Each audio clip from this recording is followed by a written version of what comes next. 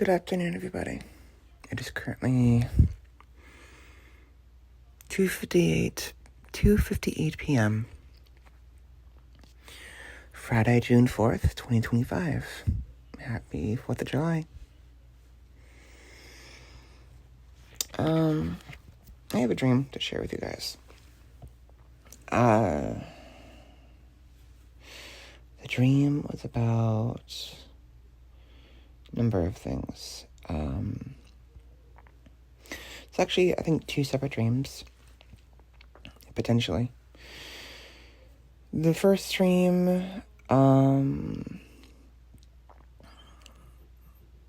it's hard to describe exactly. Maybe it was three dreams. There was these, blocks that were the focal point of the dream.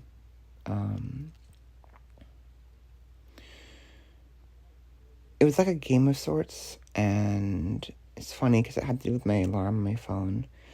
Because I swear, every time my alarm would go off, that the blocks, I'd have to, match them or use them somehow and, turn the alarm off. But, it wasn't the intent. It's just how it's ended up working out. Because in the game, there's something else I was doing with the blocks. I don't remember what.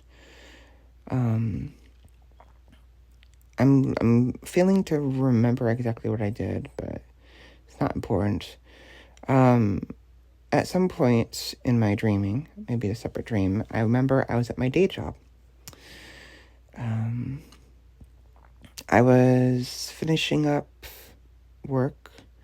For some reason, I was the last person out, and I was at work, locked inside with with keys, so I could finish doing whatever I was doing and then lock up as I leave. And the store was already locked up to begin with. I remember at some point I remember I had to go outside for some reason, to address something, like a customer concern or whatever. I remember I heard this noise, from inside the store while I was outside. And I remember it had to do with, money or whatever, because, the cash registers, they make a noise when you, leave them open for too long. And, I remember hearing that noise, and I was like, oh, did I leave the cash register open? And so I went back inside, and this is, through the side door, right? And then locked the door on the way in, and then noticed it was open. And I shut it, and I was like, but I remember shutting it already. And I remember hearing, noise in the building, and, movement, and eventually I saw two guys in the store. I was like, hi, who are you? What are you doing in there? And one of them basically explained that they were a manager from the store for some reason. I had locked the door on the way out, so they had to unlock the door to get inside. So they had keys. I was like, oh, okay. And thought it was a little bit weird. And I told them I was finishing up and about to leave. So if they could just lock up on the way out as well, that'd be great. And so I finished what I was doing, went into the office, and, decided I would call my boss to let him know that someone had come by. And went outside, got my bike, and called him up and let him know. I don't remember what his response was, what happened, but, there was some, okay, that's weird, kind of thing. He had the same reaction I did, basically. And I had gotten the manager's name. I told my boss the other manager's name, so he knows what's going on. And I told him as well that I think they had I don't remember. It was, I think they had taken some cash to like do something, and then so they could put it back. Or maybe that was me. Maybe I took a cash to put away in the safe. I don't remember, but there was like some cash involved. It was weird. And I'm still trying to remember the block dream, because like there's more to it, but I don't remember what exactly. Anyways, the third dream, it's a little more interesting. In the dream, I was at someone else's house. I don't remember why, but I think I was a guest. Maybe I was a friend of one of the people who lived there, or what have you. And something was wrong. Something happened, and one of the family members went missing. There was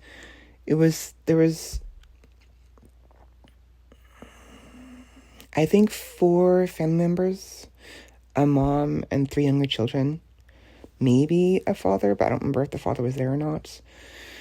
And I remember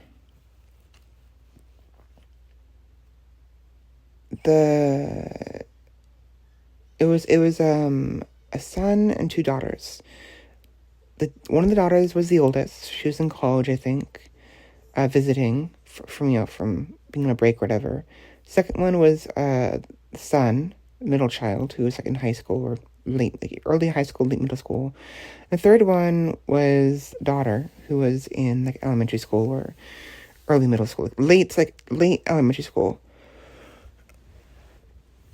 And I remembered I was visiting or whatever, for some reason, and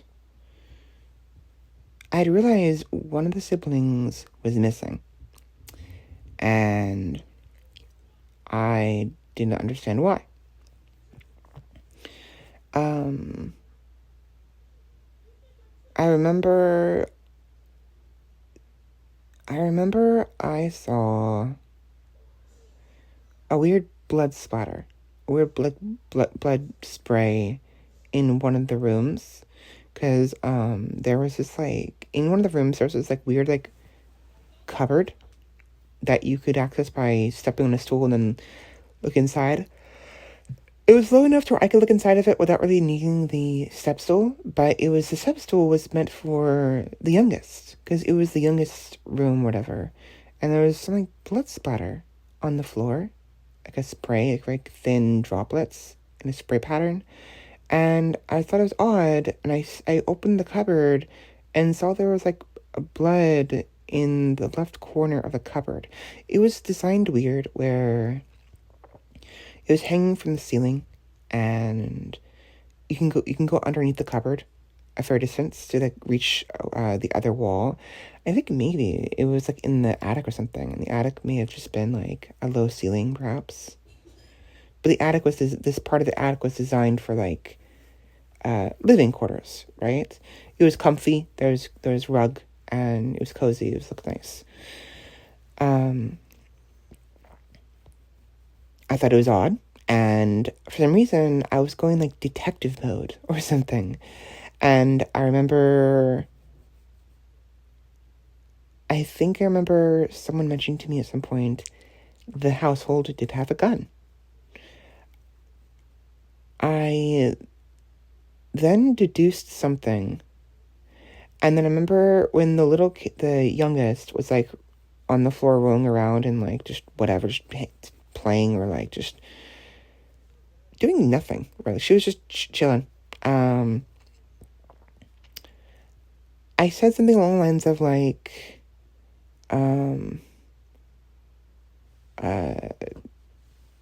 like,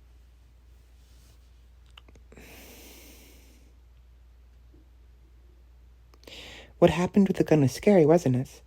And she like, her expression like changed, and she like got up on her hands, because she was like laying down, right? So she did the whole like holding herself up by the palms of her hands and looked up at me with this expression I cannot describe. it was like a mixture of like surprise, fear, agony, and like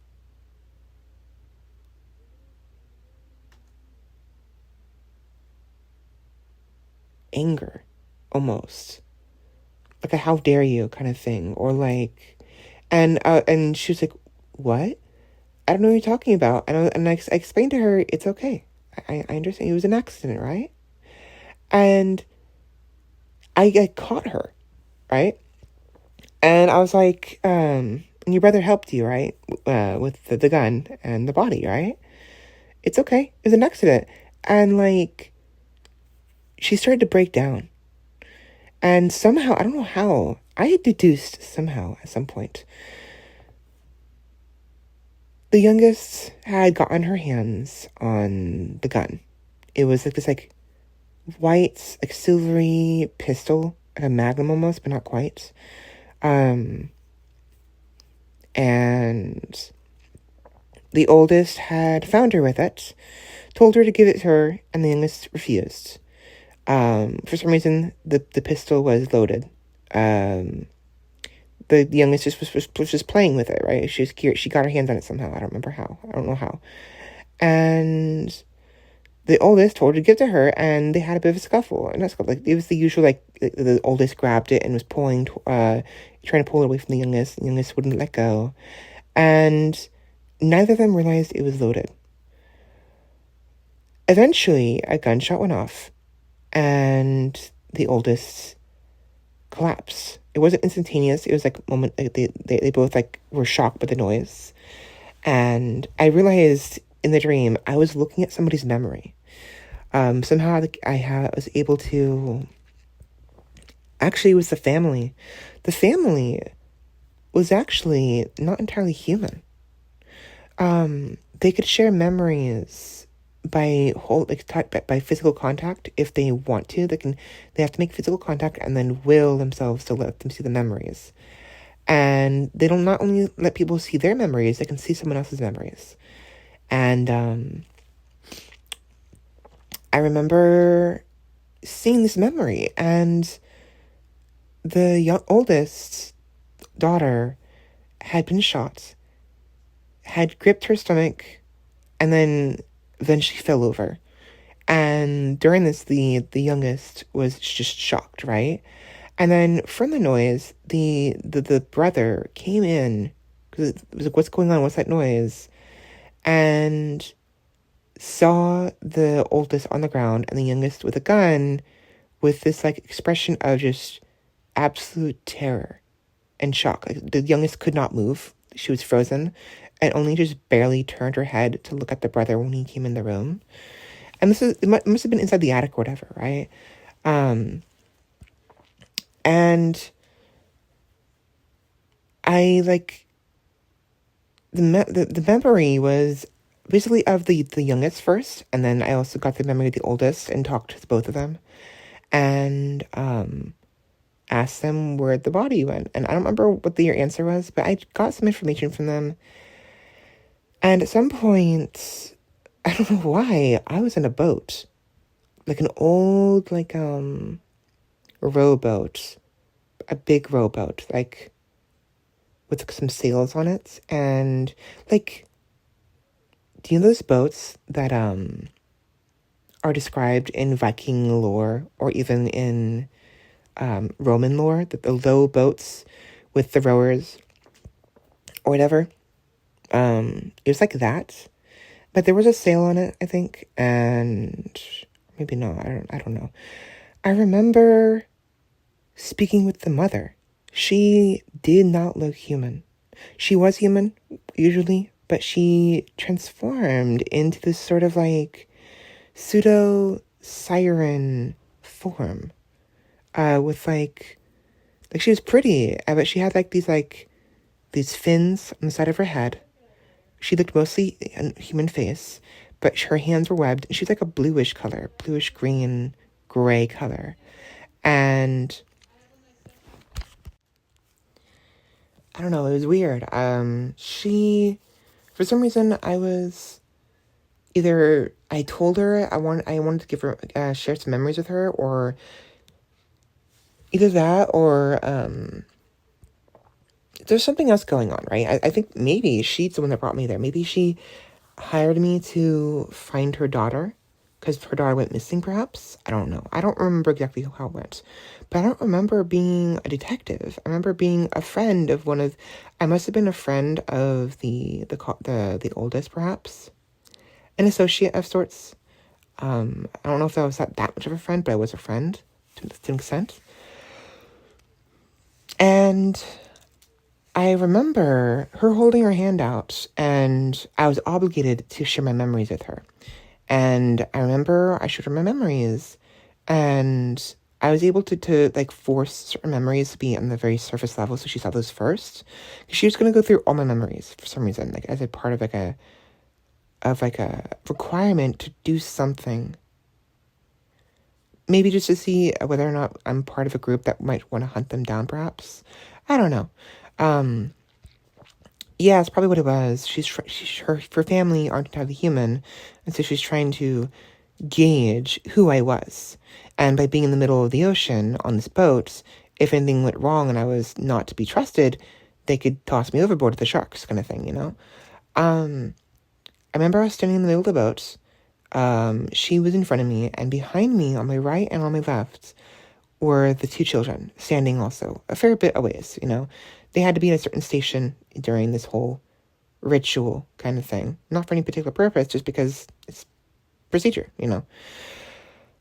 Anyways, I remember the mom put her hand out. I put her right hand out. I put my left hand out, and I touched her hand, the palm, like palm to palm, like finger to finger, not interlaced, just like touching. And she was like, "What is this?" And then saw my memories of discovering the blood splatter and the weird red blood bunch inside the cupboard. The blood splatter on the ground, and then above in the cupboard. The memory of me confronting the daughter and the brother, the son, right? The siblings that were left, and me seeing their memories. Like, she then got by proxy, saw their memories. And I could feel, when it happens, when you see someone else's memories, you're seeing it through their eyes, and like a dream, like you're sucked into it, you can't move. And they see it as well. We see at the same time, right? So when she was going through my memories, I could see what she was seeing in my memories, right? My vision became filled with the memories themselves. And when she broke the connection, I could see her face and whatever, and there was remorse on there. I remember she looked to my left towards the son, and my right then to the daughter. And I just was like, it was an accident. And I just like, and I just said it was an accident. Please forgive them, right? And I could tell the mother had this weird like remorse and like also disbelief on her face. And I don't remember how it ended. I don't remember how the dream ended, but I do remember it ended up being she forgave the children, but she was not happy, clearly. I don't remember if they found the body and of the daughter and what they did with it, but I would assume they did. I'm assuming that the son did something and somehow moved the body elsewhere, perhaps buried her, or unceremoniously threw her in a corner because he didn't know what to do or whatever. I don't know, but it was interesting. The memories, like seeing the memories and deducing everything. I don't know how I deduced it. There was like a challenge. That's not why I did it, but like it was challenging to an extent. But it's like I had the knowledge of how to probably deduce certain things extensively, more than I normally do. Like I'm pretty good at deducing things, but I'm not an expert detective in real life, and yet it was just as if I was like channeling Sherlock Holmes or something, or a criminal investigative agent or whatever. I don't know. It was weird. And it was interesting. And there's like the details of like the mom being like fish-like almost. She's like a siren of some sort, a mermaid, but with legs. I think she's like a siren. And the separate dream with the other manager at my day job, like being there was weird. I was like, that's weird. Because it was the manager of a different store and somebody else being there. Maybe it was the district manager, perhaps. I don't know. And I called my boss and be like, yo, there's people here. Should I do something? Because I locked them inside. They have their own keys. They can get out. And then the previous dream before that, the blocks. I don't know how to describe the block dream. There's significance to it. I don't remember why. Huh. Anyways, that's it. It's interesting, odd, and concerning. And I thought I'd share what I could remember. And I hope you enjoyed. So, talk to you later. Bye.